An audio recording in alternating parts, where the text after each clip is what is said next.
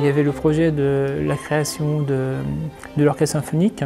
Donc la mairie a décidé d'ouvrir un poste de directeur musical à plein temps, 20 heures. Et...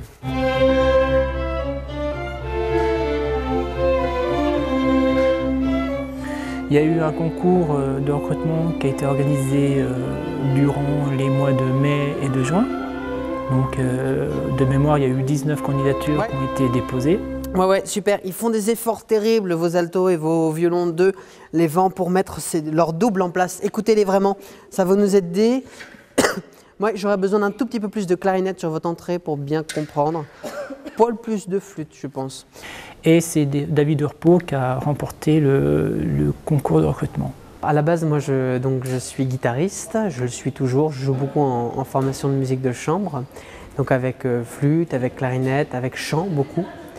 Et puis, petit à petit, je suis venu à m'intéresser à la direction d'orchestre, donc après mes études au Conservatoire de Paris, au pôle sup d'Aubervilliers à Courneuve.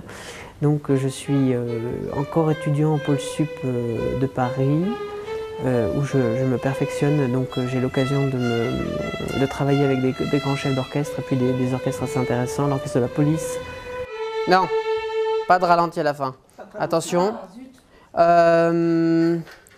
Sur votre mezzo forte, c'est tout de suite trop fort, trop extérieur. Il faudrait chercher quelque chose d'intérieur et d'énervé, mais dans le sens où agacé.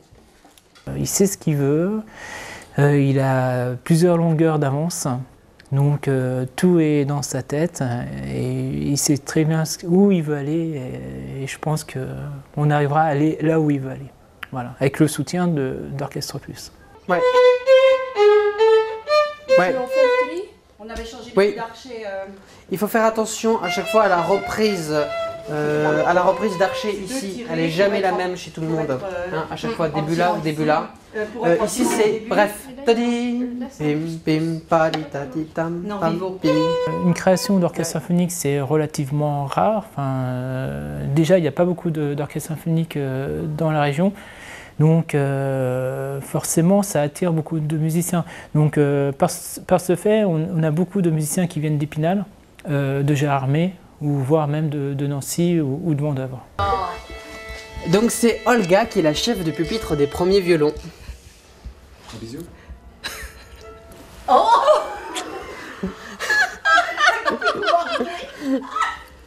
La ville nous met à disposition nos locaux qui nous permettent de répéter. La plupart de nos répétitions s'effectuent à l'espace musical Robert Marchal et nous faisons également nos répétitions à la nef suivant la disponibilité du plateau ou des salles de cours.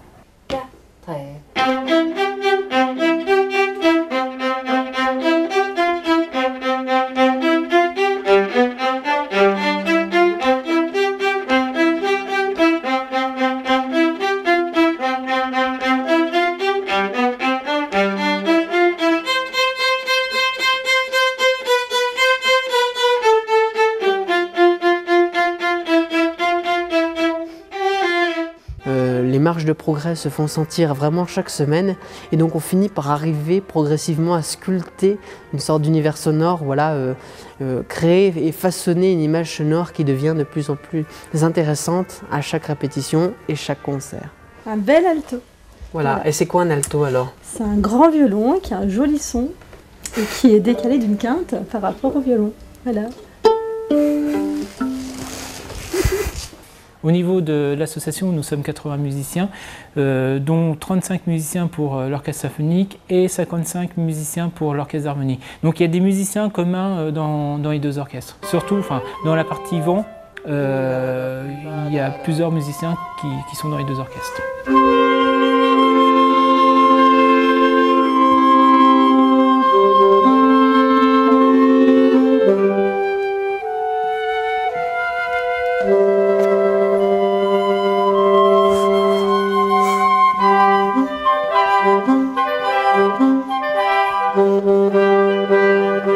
L'orchestre d'harmonie est composé d'instruments à vent et percussion. Donc les instruments à vent, c'est tous les instruments qu'on utilise avec principalement le souffle. Tandis que l'orchestre symphonique est lui composé principalement d'instruments à cordes avec quelques vents solistes justement Et donc cela produit vraiment deux univers sonores complètement différents.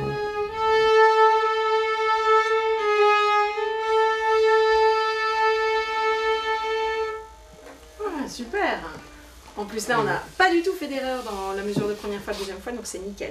Et depuis octobre, on a modifié le nom et les statuts de l'association pour pouvoir gérer les deux orchestres. Et depuis, nous nous appelons Orchestre Plus.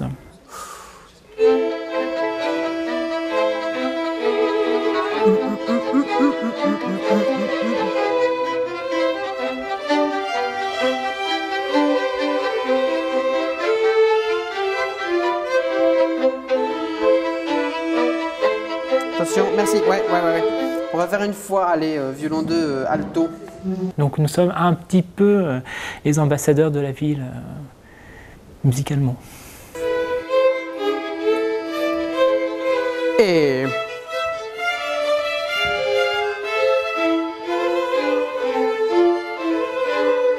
on mène de nombreux projets maintenant. Donc on a pour objectif notamment de partir en voyage à Zakopane, notamment en Pologne avec l'orchestre d'harmonie. Plus tard, ça sera en Italie, donc avec l'orchestre symphonique. On a d'autres projets aussi, c'est celui d'inviter de grands solistes. Je pense à Nicolas Pro, qui est donc saxophoniste attitré de l'orchestre L'Amoureux à Paris. Et donc d'autres nombreux projets comme ça, avec soit des artistes invités, soit en tout cas la notion d'un projet, c'est quelque chose qui sort vraiment de l'ordinaire, quelque chose qui va nous enrichir tous lors de notre pratique.